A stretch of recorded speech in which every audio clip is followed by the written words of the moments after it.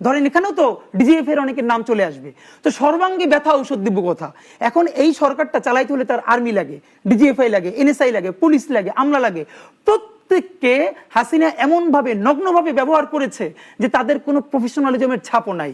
আপনি যারে ধরবেন সেই নগ্ন হয়ে আসবে। তো এখন সে তো আসলে ফাংশন করতে পারতেছে না। এখন এইখানে যদি আমরা বিপ্লবটা করে ফেলতে পারতাম তাহলে দুর্দান্ত হতো, এই কাঠামোটাই ভেঙে ফেলতে পারতাম।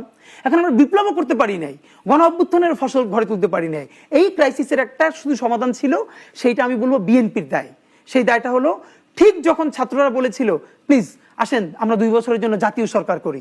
ধরেন এই সরকার হলো মুক্তিযুদ্ধের পরে সব থেকে দুর্বলতম সরকার, কিন্তু জনসমর্থিত সরকার, কিন্তু তার গার্ডস নাই। কারণ ওই যে মেকানিজম গুলো ফাংশন করবে তার সাথে, ওগুলো এখন তাকে জনগণ ম্যান্ডেট দিয়েছে। কিন্তু ভাই এই ধরেন আমার আপনি এখন বললেন কি ঠিক আছে আমি তোমার সচিব বানাই দিলাম, আমি কি আমলাতন্ত্রের এই কাজটা জানি?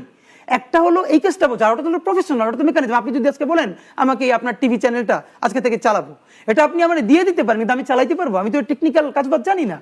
তো এখন আমলাতন্ত্রে যত রিক্রুটমেন্ট হয়েছে, পুলিশে হয়েছে, সবই তো ওই লোকজন। এখন তো সম্ভব না কালকেই বিসিএস নিয়ে একজন ধরেন আপনি অ্যাসিস্ট্যান্ট কমিশনার পদে যোগ না দেওয়া আপনি তার এডিশনাল সেক্রেটারি বানাবেন, এটা তো সম্ভব না।